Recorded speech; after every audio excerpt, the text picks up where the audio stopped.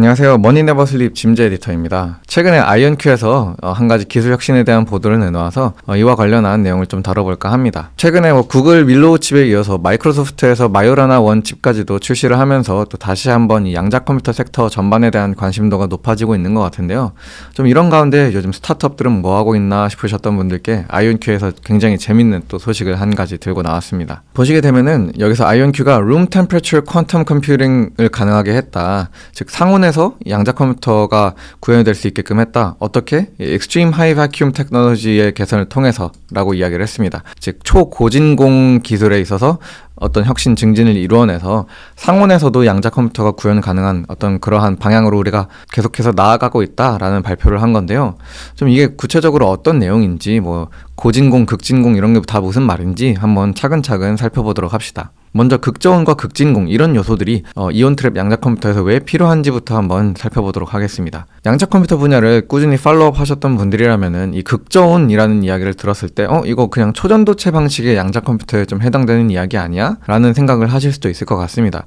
초전도 양자 컴퓨터라는 것 자체가 이 양자칩을 둘러싸고 있는 하나의 거대한 이 냉장고와 같은 냉각기와 같은 그런 형태를 띠고 있으니까요. 초전도 방식의 양자 컴퓨터에서 극저온을 유지하는 것이 굉장히 중요한 이유는 바로 이 초전도 현상 자체를 일으키기 위해서 극저온 환경이 필요하기 때문입니다. 특정한 금속을 대단히 낮은 온도까지 거의 절대 영도, 켈빈에 가까운 수준까지 그 온도를 떨어뜨렸을 때에 거기서 이제 마이스너 효과가 확인이 되면서 초전도성을 띠게 되는 것이죠. 이런 식으로 이 초전도 양자 컴퓨터에서는 이 절대 영도에 가까운 극저온이 필요해 라고만 생각을 하다 보면은 우리가 때때로 어떤 착오를 일으킬 때가 있는데요. 그것은 바로 이 이온 트랩 방식에서는 극저온이 필요하지 않다라는 착각입니다. 이온 트랩 방식은 이제 이론적으로는 상온에서도 이온을 트랩할 수 있기 때문에 극저온을 요구하지 않는 것처럼 보일 수 있습니다. 자연계에 존재하는 이온을 그냥 붙잡아 놓고 그거를 큐비트로 활용하기 때문에 순수하게 이온을 가두는 것만 따지면은 꼭 그렇게까지 극저온을 유지하는 것이 필요로 하나라는 의문이 드실 수도 있지만 사실 조금만 한 걸음 더 나아가 보게 되면은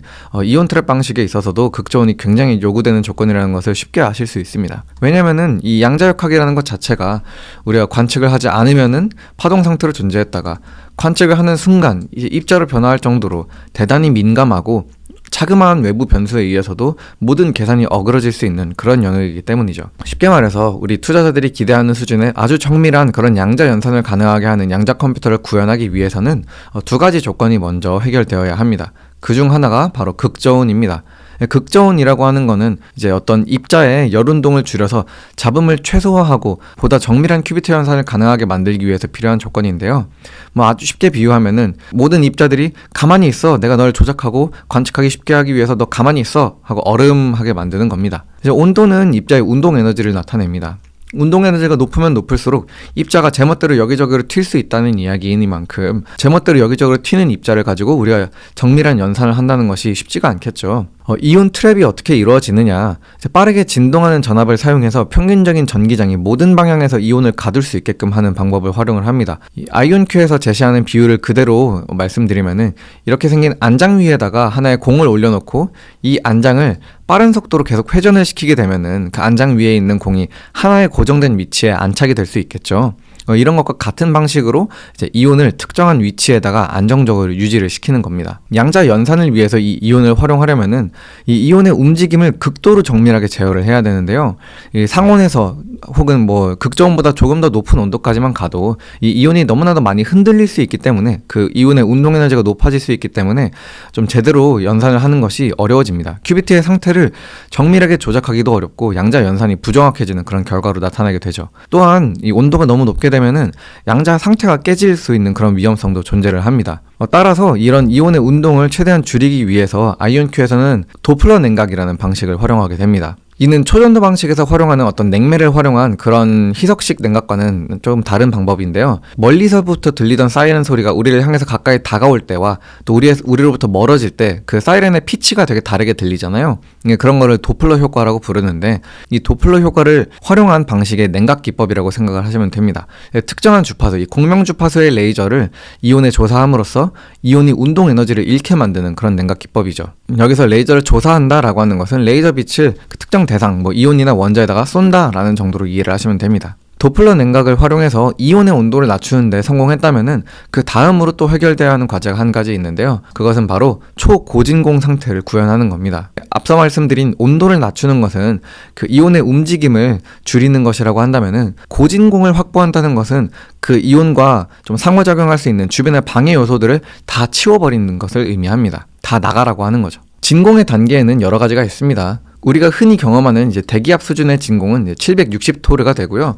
여기서부터 계속해서 점점 더 이 토르 수치가 낮아지면 낮아질수록 그 진공의 등급이 높아지는 그런 구조인 것이죠. 그리고 우리가 원하는 이 이온 트랩 방식의 양자 컴퓨터를 구현하기 위해서는 초고진공 상태, 거의 이제 우주 환경과 비슷한 수준의 그러한 진공 상태가 필요합니다. 이와 같은 진공 상태가 필요한 이유는 이 양자 정보를 안정적으로 유지하려면은 이 이온이 주변 환경과 상호작용을 하면 안 되기 때문인데요. 예를 들어서 한 개의 수소 원자라도 이온과 충돌을 하게 되면은 그 이온이 담고 있던 모든 양자 정보가 상실되면서 양자 상태가 붕괴해버릴 수 있습니다. 이온이 원래 위치에서 밀려나거나 체인 전체가 무너질 위험이 있는 것이죠. 그렇기 때문에 이온 트랩 방법의 양자 컴퓨팅을 구현하기 위해서는 이 초고진공 챔버 안에 이온을 가두어 둘 필요가 있는데요. 이 초고진공 챔버가 어느 정도 수준이냐, 비유하면은 우리가 숨쉬는 공기보다도 같은 공간 내에 100조 배 더 적은 분자가 존재하는 그런 상태다라고 말씀드릴 수 있겠습니다. 한 입자가 다른 입자와 충돌하기 전까지 일반적인 대기 환경에서는 평균적으로 하나의 분자가 1초에 약 10억 번 정도의 충돌을 일으키는데요. 이와 같은 초고진공 환경에서는 분자 간 충돌이 20에서 30분에 한 번 정도만 발생할 정도로 굉장히 그 빈도가 낮아지게 됩니다. 다시 말해서 우리가 이제 큐비트에 간섭하는 다른 외부 요소들이 많이 사라진 상태가 이 초고진공 환경이라고 볼 수 있겠습니다. 쉽게 말해서 이 개별 이온들을 체인의 형태로 포획해놓고 이 이온으로 포획해놓은 이 양자 칩을 초고진공 상태의 챔버 안에 넣어놓는 것, 이것이 이온 트랩 방식의 양자 컴퓨터를 구현하는 데 있어서 굉장히 핵심적인 과제들이다 라고 말씀드릴 수 있겠습니다. 다만 문제는 이제 이 진공 챔버를 만드는 것에 있어서 그냥 단순히 진공 펌프를 활용하는 것만으로는 우리가 원하는 수준의 초고진공에 이르기가 어렵다는 점입니다. 통상적인 진공 챔버는 진공 펌프를 활용해서 그 안에 있는 공기를 다 제거하는 방식으로 이제 형성이 됩니다. 쉽게 생각하면은 가장 일상적으로 우리가 바라볼 수 있는 진공팩 같은 거 있잖아요. 이불을 그 안에 넣어놓고 진공 청소기를 가지고 안에 있는 공기를 다 빨아들이면은 그 진공팩 안이 진공 상태로 머무르게 되는 그런 것처럼 우리가 산업 환경에서 활용하는 어떤 진공 챔버들도 그것보다 훨씬 더 대규모로 훨씬 더 정밀하게 이루어진다 뿐이지 기본적인 원리는 공유를 합니다. 진공 펌프를 계속해서 가동함으로써 그 안에 진공 챔버 안을 굉장히 극진공 상태로 유지를 하는 것이죠. 근데 그런 방식으로는 우리가 원하는 어떤 극진공 수준까지는 달성할 수 있을지라도 이 초고진공 상태까지 달성하기는 대단히 어려운데요. 이 초고진공 달성을 위해서는 크라이오 펌프, 극저온 펌프가 필요합니다. 그리고 여기서 사용되는 이 극저온 펌프는 앞서 보셨던 그런 도플러 냉각을 활용하는 그런 게 전혀 아니고요. 이제 액화헬륨 같은 그런 냉매를 활용하는 초전도 방식의 양자 컴퓨터에서 활용하는 것과 비슷한 그런 냉각 기법을 사용하는 펌프가 바로 이 크라이오 펌프입니다. 정리하자면은 이온 트랩 방식의 양자 컴퓨터를 구현함에 있어서는 두 가지 종류의 냉각 기법이 활용이 된다라고 말씀드릴 수 있겠습니다. 이제 하나는 이온의 온도를 낮추기 위해서 활용되는 도플러 냉각이 있고요. 다른 하나는 그 이온들을 담고 있는 그 초고진공 챔버를 유지하기 위해서 돌아가는 극저온 펌프가 있는 것이죠. 그리고 이번에 아이온큐가 혁신을 이뤄냈다라고 하는 분야는 바로 이 두 번째 초고진공을 유지하기 위해 활용되는 극저온 펌프에 관련한 내용입니다. 아이온큐가 그럼 이뤄냈던 혁신이 도대체 뭐냐? 단순히 요약하자면은 이제는 초고진공을 달성하기 위해서 더 이상 극저온 환경을 조성할 필요가 없어졌다라는 내용입니다. 다시 말해 이 이온 트랩 방식의 양자 컴퓨터를 활용함에 있어서 액화헬륨 같은 냉매가 더 이상은 필요하지 않게 되었다라는 것이죠.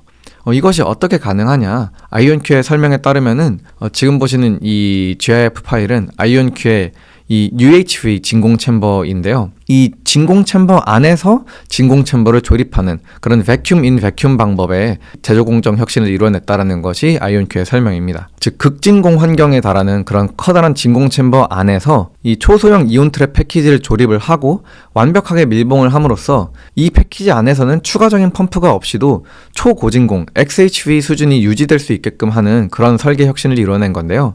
이를 위해서 내부에 불순한 가스를 흡착해서 진공을 유지하는 게터링 기술이라던가 아니면 남아있는 극소량의 기체를 제거하는 이온 펌프 기술 등이 활용이 되었다고 설명을 합니다. 쉽게 말해서 큰 챔버 안에서 작은 패키지를 조립하고 밀봉함으로써 별도의 펌프 없이도 진공을 유지할 수 있는 그런 시스템을 만든 것이죠. 비유하자면 약간 이중 밀폐 도시락통 같은 느낌이라고 할까요? 냉장고 전체를 계속해서 시원하게 유지하기 위해서는 많은 전기가 들어가는데, 만약에 우리가 어떤 한 냉장고 안에서 이중 밀폐 도시락통을 만들고 조립하고 밀봉할 수 있다면은 그 도시락통을 나중에 냉장고 바깥으로 꺼내고 난 다음에도 그 안에 보관되어 있는 음식이 오랫동안 신선하게 유지가 될 수 있겠죠. 온도 손실이 없을 테니까 말이에요. 이론적으로 그렇다는 내용인 거죠. 이렇게 베큐um 인 베큐um 방법으로 진공 챔버를 만들게 되면 어떤 이점이 있느냐? 각각의 진공 챔버의 크기를 굉장히 소형화시킬 수 있다는 장점이 있습니다. 아이온큐에서 제시한 사진을 보시게 되면은 이제 미국의 이 쿼터 25센트 동전과 비교해서 거의 이제 그 몇 배 정도 수준에 달하는 대단히 작은 사이즈로 이 진공 챔버를 만들어냈다는 것을 보실 수가 있는데요. 이는 기존의 초창기 세대의 어떤 진공 챔버와 비교하면은 대단히 그 크기가 작아진 것을 확인하실 수가 있습니다. 이와 같은 상온 XHV 진공 챔버를 갖춘 것이 어떤 이점들이 있느냐? 일단 당연하지만 이 진공 챔버가 있음으로써 improving system hardness and reliability, 이 시스템, 양자 시스템 전체의 어떤 내구성과 신뢰성을 높이는 것, 이거 대단히 중요한 일이고, 또 하나는 reduced maintenance time, 이 유지 보수를 위한 시간이 굉장히 줄어들었다라는 이점이 있습니다. 또 아이온큐에서 이번에 거듭해서 대단히 강조하고 있는 부분인데요. 이 reduced energy requirements, 즉 상온에서도 초고진공이 가능하기 때문에 이를 위해서 들어가는 에너지를 대단히 절약할 수 있게 되었다라는 거를 강조하고 있습니다. 우리가 최근에 AI 붐으로 인해서 전력 수요가 많이 늘어났다라고 이야기를 하잖아요. 근데 사실 이 전기를 많이 잡아먹는 산업으로 꼽자면은 둘째 가라면 서러울 산업이 바로 양자 컴퓨터 산업입니다. 왜냐면은 특히 이 초전도체 방식과 같은 그러한 굉장히 극저온, 초극저온을 유지해야 되는 방법의 양자 컴퓨팅 시스템은 그 극저온을 유지하기 위해서 대단히 많은 에너지를 잡아먹거든요. 아이온큐에 따르면은 2023년 IBM이 개발한 양자 컴퓨터는 큐비트당 35W의 전력을 소비한다고 합니다. 만약에 이 시스템이 한 일반 큐비트 정도로 그 스케일이 확장된다고 가정했을 때, 그리고 소비 전력이 이와 비례해서 늘어난다고 그냥 쳤을 때, IBM의 방식의 이런 초전도 방식의 양자 컴퓨터가 어느 정도 스케일을 달성하려면은 한 3.5메가와트 수준의 전력을 필요로 한다라는 의미로 볼 수 있겠는데요. 이 3.5메가와트라고 하는 것은 미국의 가구를 한 3,000가구 정도 전력을 공급할 수 있는 수준의 막대한 양의 전력입니다. 쉽게 말해서 이 극저온을 유지하는 것이 그만큼 돈이 많이 든다라는 것이죠. 그런데 이 부분에 있어서 이 아이온큐가 초고진공 환경을 상온에서도 구현할 수 있게 됐기 때문에 이 비용을 대폭 아낄 수 있게 되었다라는 것이 아이온큐의 설명입니다. 아까 보셨던 것처럼 이 초고진공 챔버 크기 자체가 대단히 줄어들었기 때문에 이 양산함에 있어서나 혹은 뒤에 나오는 이 제조 공정 자체가 훨씬 더 반복성이 좋아지고 그 단순화되었다라는 장점이 있습니다. 이것은 양자 컴퓨터의 양산을 위해서 스케일을 더 늘려나가는 것에 있어서 대단히 중요한 부분이라고 볼 수 있을 것 같아요. 또 한 가지 이 양자 컴퓨터의 퍼포먼스 부분에 있어서도 이 상온 고진공을 만들어냈기 때문에 얻어낸 효과들이 있는데요. 이제 하나는 이 베큐um 펌프, 이 진공 펌프 자체가 발생시킬 수 있는 그런 노이즈로부터 이 양자 컴퓨터가 자유로워졌다는 것. 또한 레이저 파워의 손실에 대해서도 상온 초고진공 환경이 조성되었기 때문에 훨씬 더 이점을 얻었다는 것. 또 마지막으로 기존의 이 극저온 시스템에서는 온도 변화로 인해서 유리 부품에 대한 물리적 압력이 가해졌는데 그러한 부담들이 없어졌다는 것, 이런 측면에서 퍼포먼스 측면에서도 이 상온 초고진공 시스템이 확보가 됨으로써 얻은 이점들이 여러 가지가 있습니다. 결론적으로 말씀드리면은 상온 초고진공 챔버를 개발하는 데 성공한 것은 이 아이온큐 양자 시스템의 상용화와 또 스케일을 늘려나가는 양산 측면에 있어서 또 하나의 진전을 이뤄낸 부분이다 정도로 요약을 해볼 수 있을 것 같은데요. 이와 같은 기술 혁신들이 앞으로 또 어떻게 더 이어질지, 그리고 이를 바탕으로 해서 이온 트랩 방식의 양자 컴퓨터가 또 상용화를 더 빠르게 앞당길 수 있을지, 이런 것들도 지켜보면 좋을 것 같습니다. 네, 오늘은 이렇게 아이온큐에서 발표한 하나의 기술 혁신에 대한 내용들을 살펴봤는데요. 최근 빅테크들과 또 스타트업 너나 할 거 없이 각자가 연구하고 있는 이 양자 컴퓨터 분야에서 또 새로운 기술들, 새로운 혁신들을 앞다투어 발표하고 있는 상황에서 이 양자 산업 전체가 좀 앞으로 어떤 방향을 향해 나아가게 될지, 또 투자자들이 기대하는 것만큼 빠른 시일 내에 몇 년 내로 이 양자 상용화 시대가 다가올 수 있을지 지켜보면 좋을 것 같습니다. 머니네버슬립 뉴스레터와 네이버 프리미엄 콘텐츠 지금 바로 구독해보세요.